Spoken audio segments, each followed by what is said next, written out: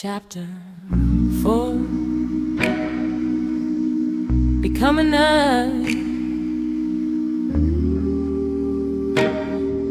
protector. I need it back. Aaron G. There comes a moment in every healing journey where the craving turns into a question.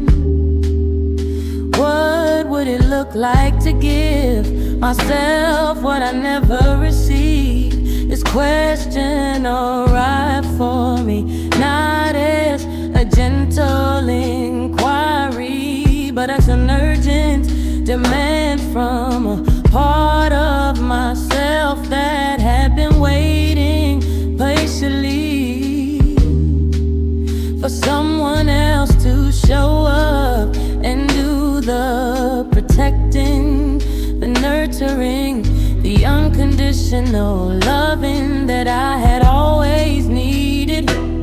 The realizations that I could become my own protector was both liberating and terrifying. Liberating because it meant I no longer had to wait for someone else to provide what I needed. Terrifying because it meant accepting that no one else was coming to save me, and that the responsibility for my safety, my healing, and my well-being ultimately rested with me. Learning to protect myself required me to first understand what protection actually meant. I had spent so many years craving it without really knowing what it looked like in practice. Protection wasn't just about physical safety, though that was certainly part of it. It was about creating and boundaries that honored my worth, making choices that prioritize my well-being, and developing an internal voice that could advocate for my needs even when no one else would. The first step in becoming my own protector was learning to recognize when I needed protection. This sounds simple, but for someone who had learned to ignore her own needs and prioritize everyone else's comfort, it was revolutionary. I had to develop the ability to notice when I felt unsafe, uncomfortable, disrespected, and to trust those feelings as valid signals that something needed to change. This meant learning to pay attention to my body's wisdom.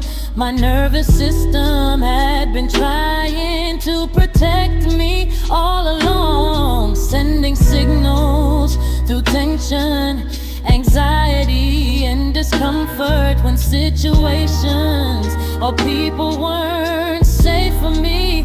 But I had learned to override these signals, to push through discomfort, to avoid conflict or maintain relationships, becoming my own protector.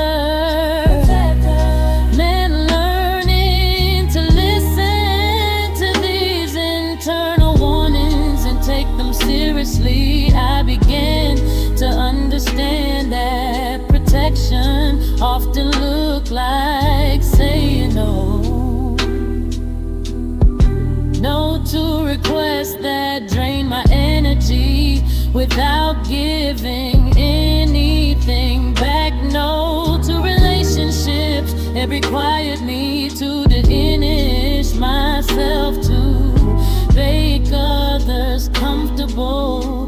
No to situations that triggered my trauma without offering any path toward healing. Learning to say no felt like learning a new language, one that my people pleasing self had never been taught to speak.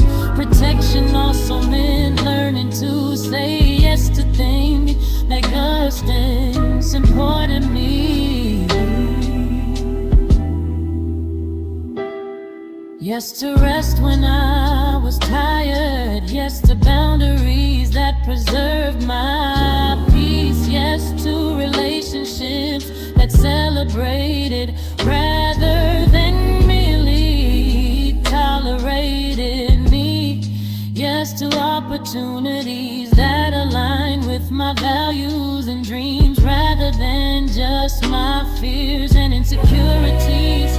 One of the most challenging aspects of becoming my own protector was learning to protect myself from my own inner critics. The voice in my head that had internalized all the messages of unworthiness, all the silence and absence, all the ways I had learned to diminish myself. This internal voice was often harsher than any external critic, and learning to stand up to it required the same kind of courage it took to stand up to